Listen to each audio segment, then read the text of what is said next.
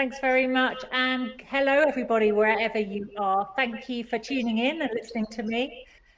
Now, I appreciate that my background and my office is probably not the same as the office and the background that you're more used to.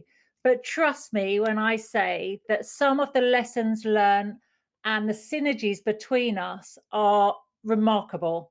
So I will take you on an adventure of racing around the world, and you, I am sure, will take some really good takeaways from it that you can implement in your everyday life. So you may not be racing around the world and sailing, but you will still be picking up some of the things that I'm going to talk about. And just to give you an illustration of what my life is like and what I'm talking about, I've got a short little video just to explain what I do.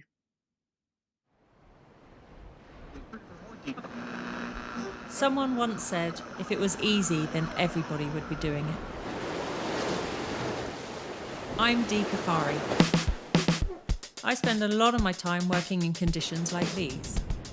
I've raced around the world 6 times, with a crew, on my own, the right way, and even the wrong way.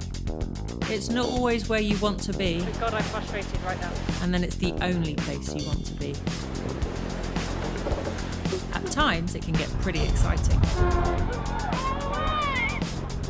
I was a school teacher until I was 27 and had never been out to sea. The old job still comes in handy though. Yes, At times it can get a little rough, but you do get the odd moment of peace. Other times it is just outright brutal. But you get up, you get moving, and you keep racing. now we're down to the final 500, and they're bloody right there, and I'm really tired. I might look back and say this was fun. That was pretty fun, actually. I'm going to continue to dare, dream, and discover. It's not easy, but the good bits always outweigh the bad.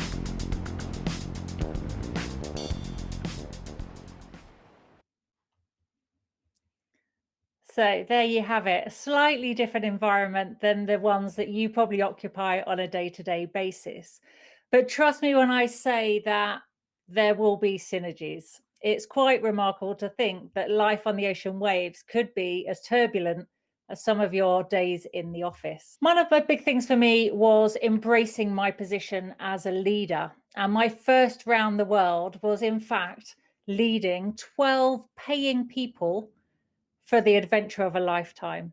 And they all had different reasons for being there. Their age range was from as young as 18, as old as 65, and various levels of ability in that mix.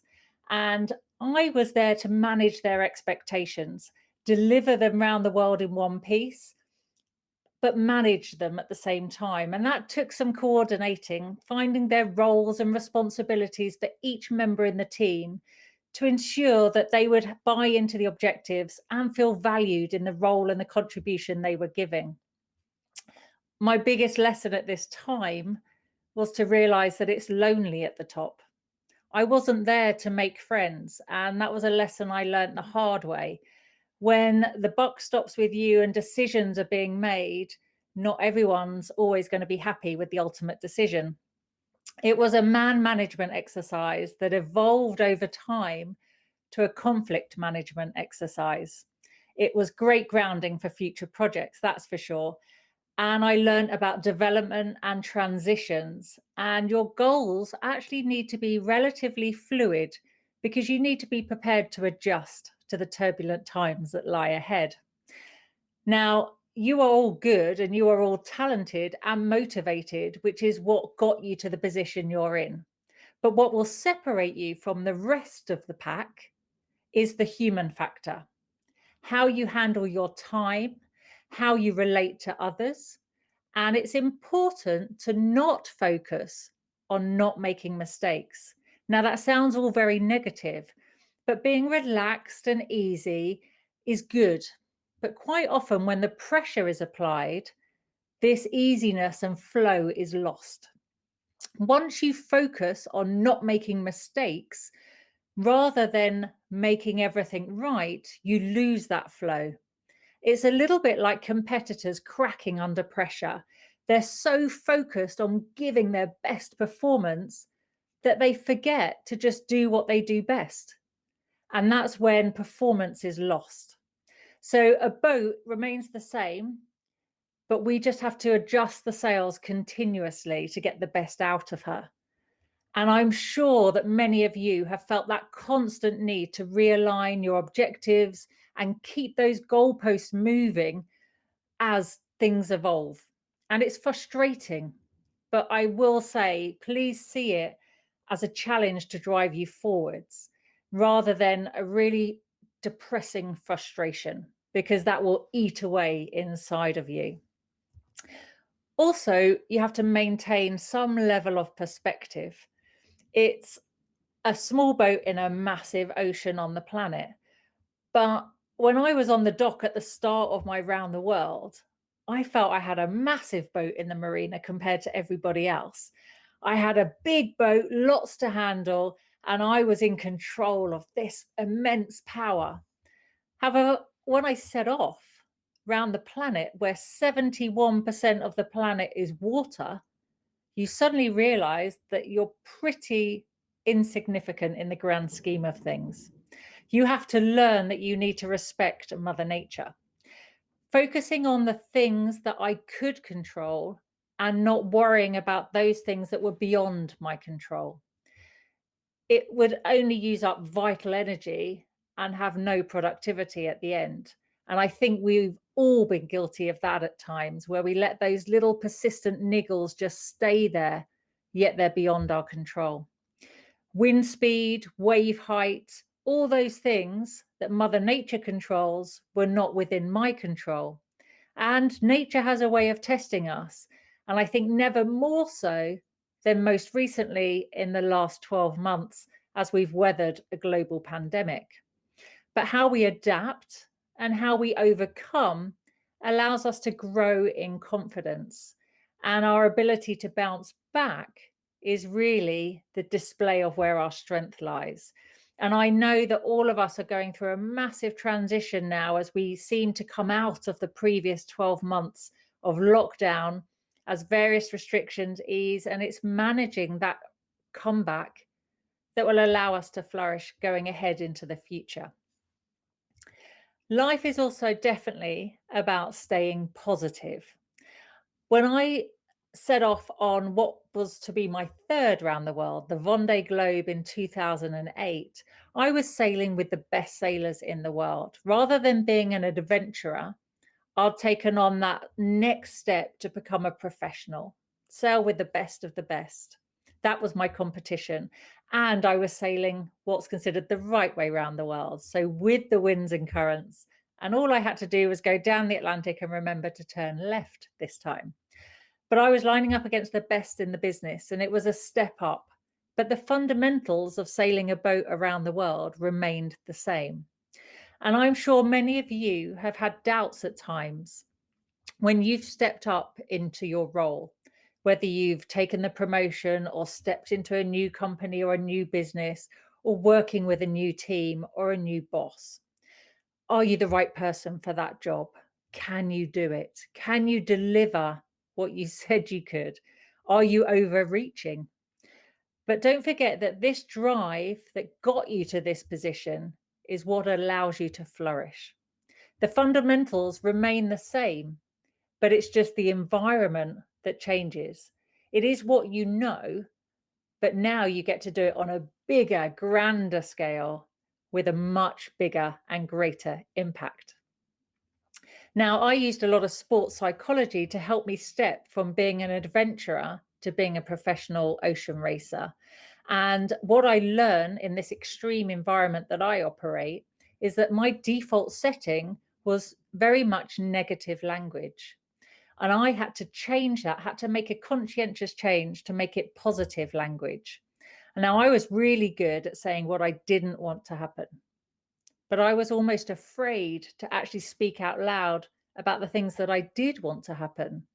I would say that I didn't want to embarrass myself. I didn't want to let people down. I didn't want to come last. But what I wasn't prepared to do was to say what I did want to happen. And I needed to learn how to do that, have the confidence to deliver those words. Equally, I needed the people around me to speak the same language. So I needed them to communicate in a similar way that would help me. Even though we were working remotely, I was on the boat, they were ashore, yet we were all on the same page and all on the project together. Now, learning the right communication, using positive language is really important when you're working remotely. And I think more so than ever, we've seen signs of that. As soon as you lose that non-verbal communication, it takes practice. You have to learn what works for each person. But those raised eyebrows, the furrowed brow, the roll of the eyes, shortness of breath, all these little signs help us sense the mood and the reaction of the individuals we're working with. But as soon as you're working remotely, it's taken away from you. And it's hard. And we have to really push for people to use the video platforms and digital platforms that are available, because it allows us to at least interact and see that facial expression. One of the things I missed most when I was sailing solo was this face to face conversation, those visual cues of what people are really telling you, not just the words they're saying. And I think even now, if you can't do a video call, at least go for a telephone call so that you can hear the intonation in somebody's voice. It really does carry so much more impact than just words on a blank page sent by an email. It feels really uncaring in comparison to those facial expressions or those vocal tones to just that blank page that you're looking at. So, how you communicate is so important. You need a level of emotional flexibility. Now, the Vendée Globe race that I went to do for my third lap, my first going the right way around the world, it's known as the toughest sporting challenge there is. Just psychologically, a solo sailor will go through every emotion you can imagine. It's a whole kaleidoscope of emotions: boredom, anxiety, fear, loneliness. Plus, you've got that competitive pressure that you put upon yourself as you compare your position with all the other boats. It's such a mix of emotions, and how you control these, there lies your strength and your ability to take on a challenge. Now, my most recent round the world um, race was with Turn the Tide on Plastic. I was leading this mixed crew, fully mixed, 50-50, 5 girls, 5 guys, which had never been done before. But as a female working in a male-dominated environment, it was very important for me to put my money where my mouth was, actually practice what I preach and give those females the opportunity. It was 80% of my crew were under 30 and had never sailed around the world before. So it was very much a youth-focused program, giving them that pathway, that opportunity to step up in their careers. And it was fully international. Luckily for me, we sailed in English, but I had to be very empathetic to the fact that most of these guys were sailing in a second language. So when they were tired and emotional and often fearful, they were having to scratch around for that second language. It is absolutely phenomenal how they managed it. But I had to always seek clarity in the understanding as we were coming to quite a critical maneuver. The conditions were very scary, and I had to make sure, take that breath and make sure that we all had an understanding of what was going to happen next. And it really was a culmination of all my career coming together. As a former teacher, I wanted to provide opportunities for young people in their careers. As a female, I wanted to show empowerment for the women and offer them a pathway in a very male-dominated environment. And as I have the ocean as my office and my playground, I feel a responsibility to protect it. And we had a very clear sustainability message to give as we went around the world. So it really came together. And I knew this project was going to inspire and affect people, and people would take note of it. So the pressure was on my shoulders to deliver. But it was about, again, as we said, putting people in the right roles and responsibilities so we could play to our strengths, but also identify the weak areas we had. I think it's really important that we address weaknesses and don't ignore them, because we're never going to develop and move forwards unless we can be prepared to have a critical eye turned on ourselves and the team around us. And it was about investing in feedback and creating an atmosphere that allowed people to question and to ask. Now, being able to speak is one thing, being heard is another, but being listened to takes it to a whole new level. And at times it's frustrating because it does take time and effort. But once you have created that atmosphere where people think that they're valued and they're contributing, it empowers them and it brings out skills and talents and abilities that probably would have remained hidden. So it really was an investment. And I had to be pretty open-minded as I was empowering the people around me and be flexible to change, especially if suggestions were for the better. And sometimes I had to listen to things that I didn't really want to hear. But by being willing to do that, it showed them that I had that open-minded attitude and that I would invite ideas and creativity. It makes the team stronger and allows you to grow into a better version of yourself. And so I feel that I learned as much from the team around me as they were getting from this opportunity and the bits of wisdom that I could give them after 6 laps of the planet. But it's not always plain sailing. Sometimes the water is pretty rough and turbulent, and you need to be pretty nimble in the face of unforeseen change. And again, we know that things evolve all the time, and external forces make us have to do changes. I think the only thing we can be certain of is, in fact, change. And once we accept that, then we're a little bit more open to the idea. With sailing, a forecast is good, but it's not always accurate. We've seen the TV giving us the weather for the next day, but it's not always spot on. So you can't always get it right, and you need to have options and understand when you need to change direction. You can't just have the idea of where you're going and carry on regardless. You need to be flexible in your approach and take advantage of conditions as they change. It's not just us that are affected, but everybody in the same stretch of water will be in the same boat, so to speak. See how many nautical terms I'm throwing in there? But it's true. If your industry is suffering, then your competitors in the same field of work will be also feeling the same pressures that you are. So it's about just being conscious that you're not the only ones kind of feeling out of control. And I think, you've probably felt several times that you've been full steam ahead, things are really good. And then suddenly it feels like the rug's just been pulled from underneath your feet. And you're thinking, where did that come from? You feel unsteady, that you're grasping out of control. And it's okay. The rough water makes your swan impressions really count. That is that calm, serene external image that you give on the outside, while underneath the surface, you're paddling like mad to stay afloat and keep things going. How many of you felt like that before? I can imagine many of you have done the swan impression, and it's amazing how we get away with it. But it's just being careful that you don't get too used to that, because for your well-being, it's not a great way to survive. It's manageable, but not for the long term. And this happens to me on the boat when there's a breakage, or when the weather takes a turn for the worst, or if somebody's got an injury or an illness that's a bit of a surprise, or even if there's just a challenge to a decision that I've made.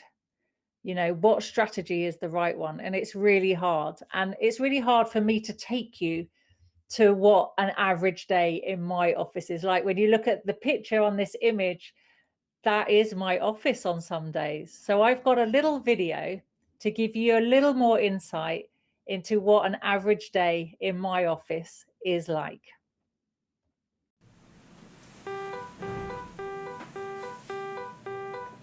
My daily routine? Well, it's like anyone else. I find it hard to get out of bed some days. There's nothing like a lie-in. But once I'm up, a quick shower normally sorts me out. My mornings are pretty normal. I have a good cup of coffee, some breakfast, I live with a few other guys, so there's usually people coming and going. I like the hustle and bustle. It's a nice way to start the day. Then it's time to go to work. It's a short commute at least. I'm not a big fan of trains or traffic. I like fresh air. My workplace is like anyone else's, really. Not much to say about it. I try to do my job without any fuss. You know, just get things done. We've got a good group of guys. There's the usual types. Where are they? We've got the office joker, the ladies' man, and the boss, of course. He can be demanding, but I guess he has deadlines and stuff. Me, I'm just a normal sort of guy, nothing special. I try to keep my head down. I like to say I'm a team player, a safe pair of hands. Hopefully, I'm not dead weight. Of course, there are the boring moments, the routine. I spend a lot of time in front of a computer screen. The same old, same old. And there are jobs no one wants to do. But somebody's got to do it. It's part of the daily grind. You know how it is. Sometimes I think about what my life would be like I'd done something different, something special, more extreme. You know, getting out and seeing the world. But then I'd have to make sacrifices, toughen up, get out of my comfort zone.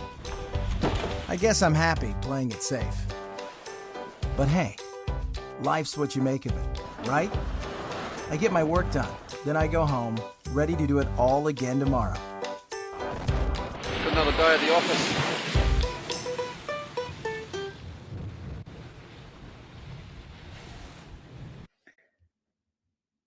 So as you can see, my office is slightly different to your office. And with the watch systems we keep, it happens probably every 4 hours.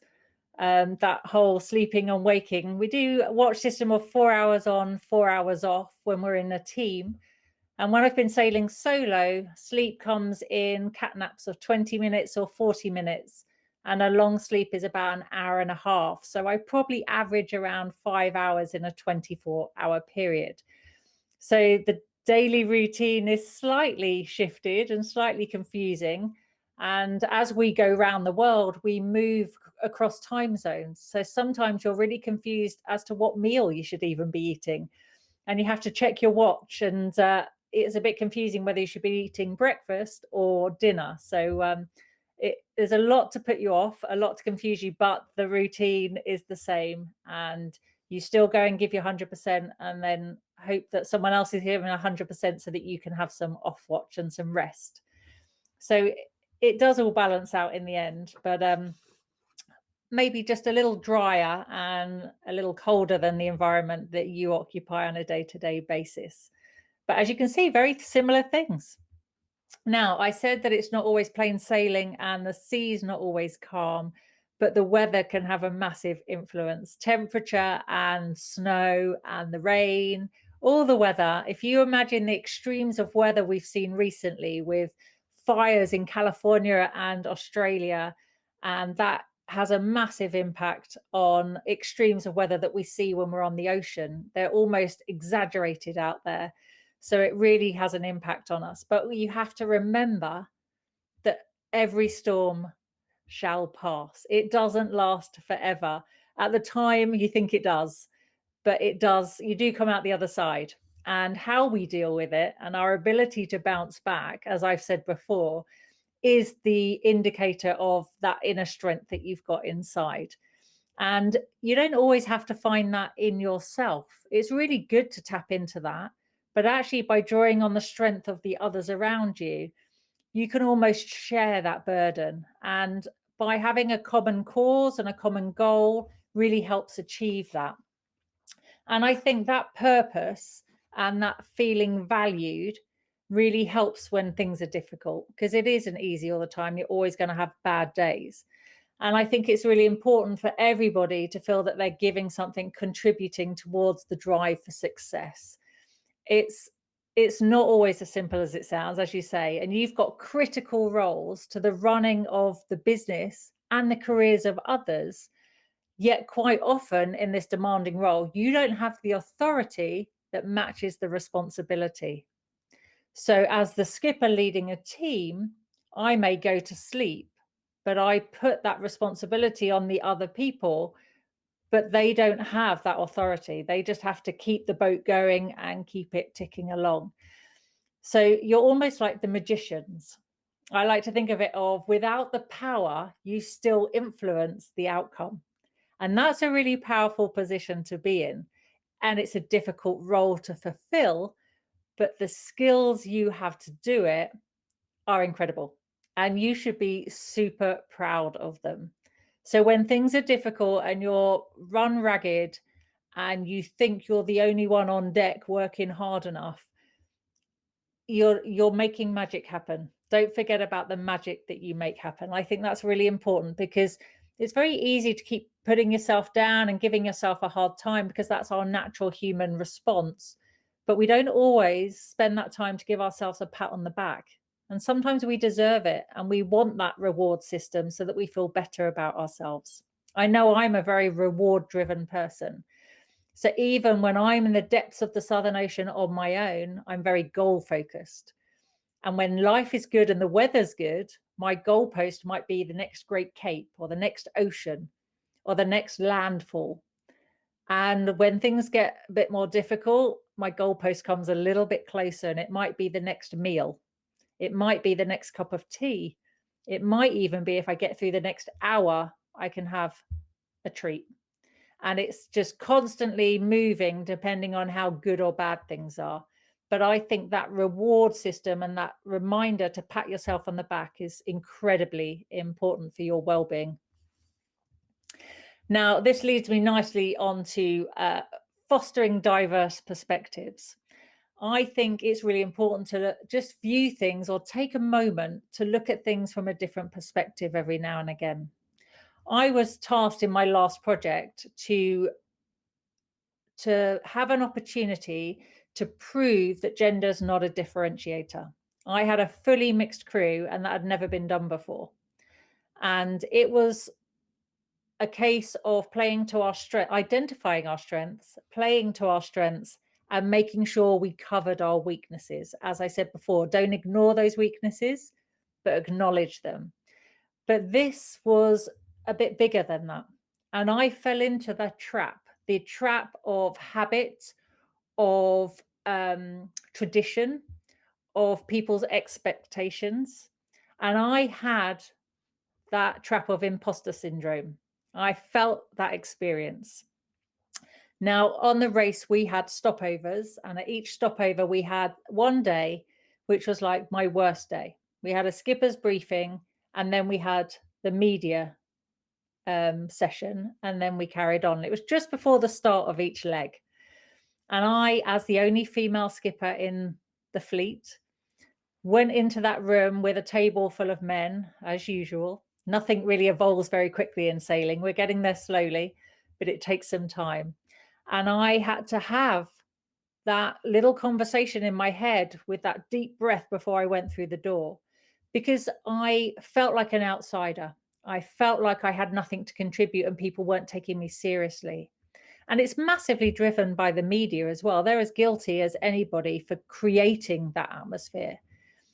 And sometimes I think if my fellow skippers, my peers, realized the atmosphere I felt, they'd be devastated because they were just completely unaware of it.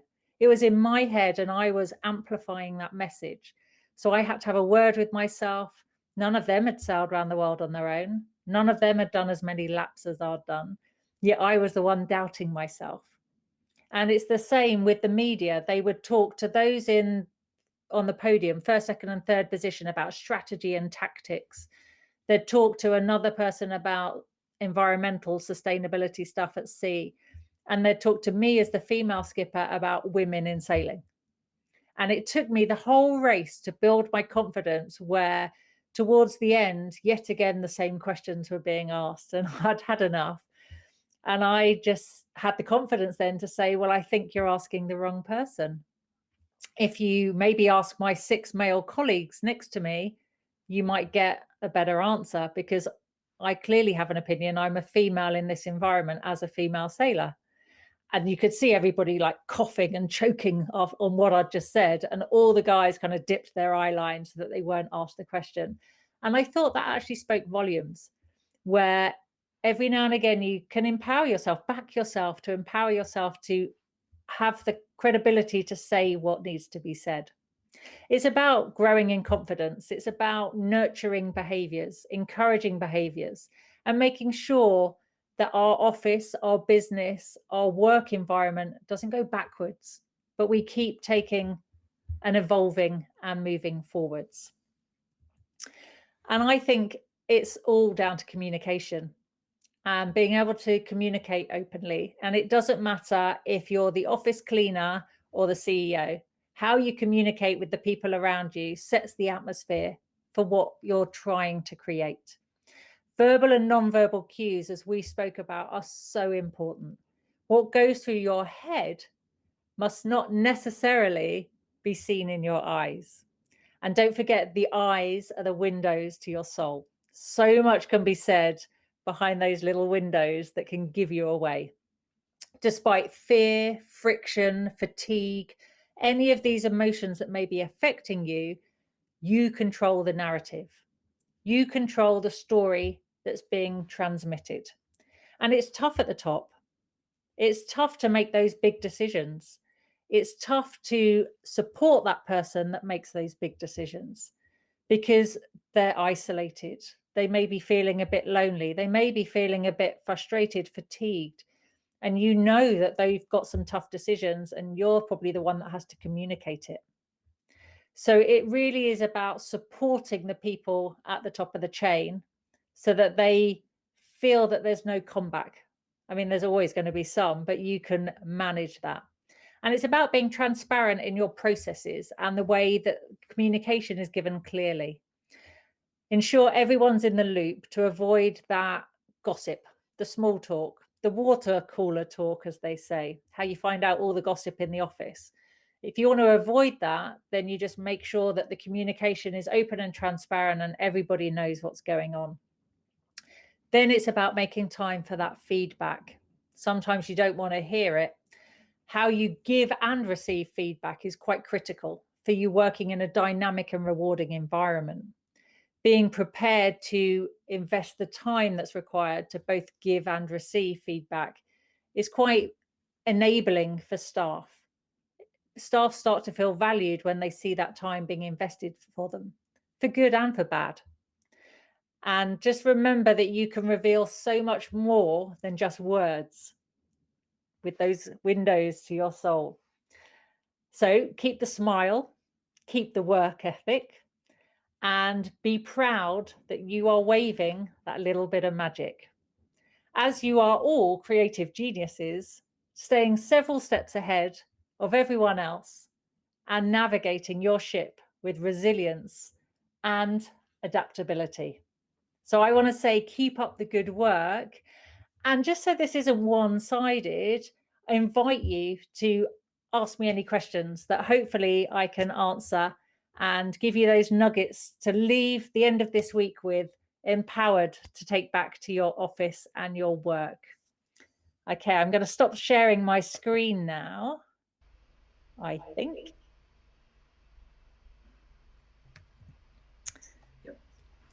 Wow, what I don't even have the words, Dee. What an incredible story and experience that you've shared with us. It's to me, it's unimaginable. The things that you've seen and overcome, the decisions that you must have made on the journeys that you've been on. So thank you so much for sharing your experiences with us and putting it into such eloquent terms for our attendees today. I think our assistants will take so much from what you've said. So thank you so much. Oh, it's an absolute pleasure. It's interesting. When it's only affecting you, sometimes the decision's quite easy to make. But when it has a direct impact on people near you, you then start to think again about it. And so I realized that in an environment where you interact with people every day, the consequences of decisions have a big impact. So I think, it's scalable, but hopefully there's some tips and some lessons and some wise little nuggets that will benefit people going forwards. I wanted to touch on that if that's okay. It's something that we talk a lot about with assistants because one of the things that, particularly this week, we've been talking about, one of the huge jobs that executives have that assistants support is that the executives have to make decisions. They receive information, they make a decision, the decision gets laid out to the rest of the organisation. And one of the things assistants can do to really help their executive is take some of those decisions away and make them, the assistant to make them themselves. But assistants often struggle with that because one of the things that we tend to have and have to overcome is that we always want to make the right decision and we want to know it's right before we go ahead with the decision that we've made. So I wondered if you could offer any advice to our attendees tonight who struggle with making decisions, struggle making quick decisions and effective decisions. It's a little bit like a muscle that you need to practice, you need to train. And I think you need to have that atmosphere where you feel enabled to possibly make a mistake and it won't come back and bite you, because you're not going to always get it right. You're not going to get it right 100% of the time. But what you want is that ability to, if you have made a mistake, acknowledge it and then look at it and learn from it so that it doesn't get made again.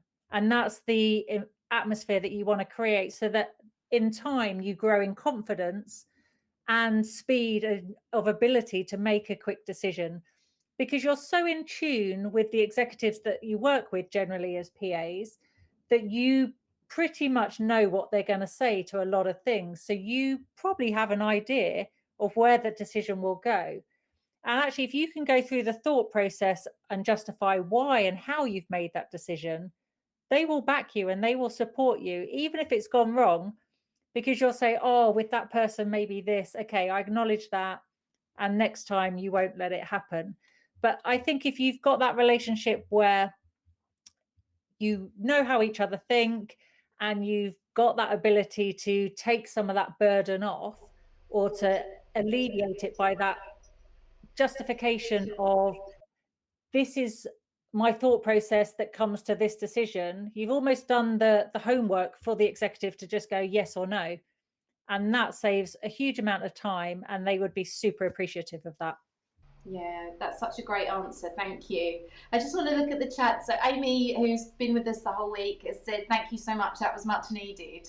Nikki said, absolutely amazing. So yeah, I couldn't agree more. It is very much needed to hear these stories, particularly from somebody like yourself who works with teams and also works individually on your own as well. And that's something, again, that assistants have. Some are in teams, but some work with their executive, but it's just that one-on-one relationship with their executive and they don't have a team around them. And sometimes they can feel quite isolated and siloed. So again, I just wonder if you had any tips or wisdom that you can share with assistants who can feel quite lonely in their role. I'm sure you must have experienced that when you've travelled on your own. For sure. And that feeling of isolation makes you start to kind of double guess yourself. You question yourself whether you're going in the right direction because you're working alone and it is a lonely place to be. And I kick myself with my imposter syndrome. I didn't have the support network of other people doing the same job. I get asked now, oh, which skipper supported you in your role? And I was thinking, well, none of them did. But actually, it was my fault for not really letting them in or inviting them in. So I think if you can network with peers that have the same experience as you or the same conditions sometimes, just having that ability to touch base with them or check in with each other lets you know that there is a support network out there. There are people that understand your position. And you know what? It's okay to not be okay, but you need to let somebody know that. And what better than somebody who understands the position you work in? So I think if you can try and create a little bit of a network of people that understand your position, understand your role, and just touch base with them every now and again so that you start to when you need a bit of support, you need a bit of a hand, or you just had a really bad day, rather than take it home, go for a drink with somebody, or we're probably not allowed to do that, but have a little bit of FaceTime with somebody and, kind of get it off your chest and feel that somebody's there for you, got your back. And then, you'll be empowered then. Yeah, it's so true. That's such wonderful advice. One of the sessions that we had earlier this week was how assistants can put together an internal network. So if there are assistants in their own individual kind of pockets in the organisation, come together and form a network so that you can, exactly that, you can start to talk to each other about the experiences. Because I'm sure you felt the same when you connected with your network, although you are on your own, the challenges and the triumphs and the scenarios and the experiences are all very similar. And it's just great to be able to talk to somebody who understands what you're going through. Yeah, indeed. And it doesn't even need to be within the same business necessarily. But if you can create that network around you where there's synergies and sympathies that can, help appease some tension and anxiety sometimes, it just gives you the confidence that you're doing the right thing. And what you want sometimes is just a sounding board or a frustration board. Have for you is something that you touched on in your presentation. It's something that assistants are still, unfortunately, in a similar situation, that they work in quite male-dominated environments, and often, although it is changing, and I wondered if you had any advice for our female assistants who are with us tonight, how they can overcome that. I don't know if it's imposter syndrome still, or just being the only woman in a room with a group of men who tend to be more senior as well. I wonder again if you had any advice for our attendees tonight. I think that's twofold in that question. I think that where you're the minority, where you're the only one in the room of gentlemen as usual, and that business hasn't really evolved yet, it's that again is isolating and quite lonely and a little bit frustrating. And there's always going to be a little bit of separation, but you have to stay true to yourself. And as long as you do what you do well, and you're good at what you do, which you are, because that's how you got the position, have confidence in yourself. Don't try and change to be one of the boys or to blend. Be true to yourself and stick at what you know. And you'll be amazed at how quickly it does just open up and actually the barriers just dissolve. The other side of that, I think, is women are often our own worst enemy.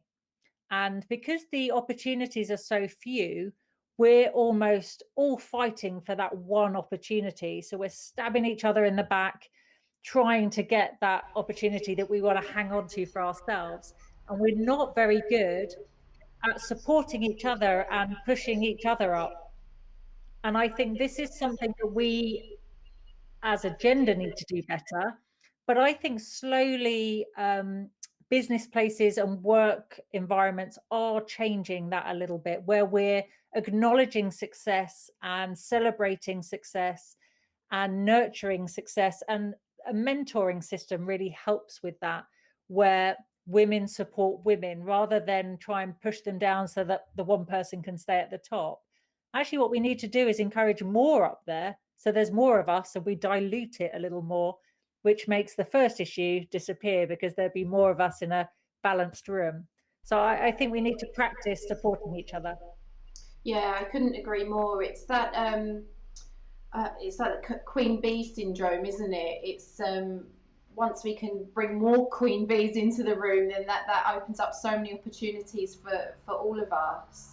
And I think as well, one of the things I often say to assistants is if you're working either in a male-dominated environment, or if you are less senior than everybody else in the room, you are the only one who does what you do in that room. So you are an expert in what you do. And I think if you can hold on to that, then that will give you confidence.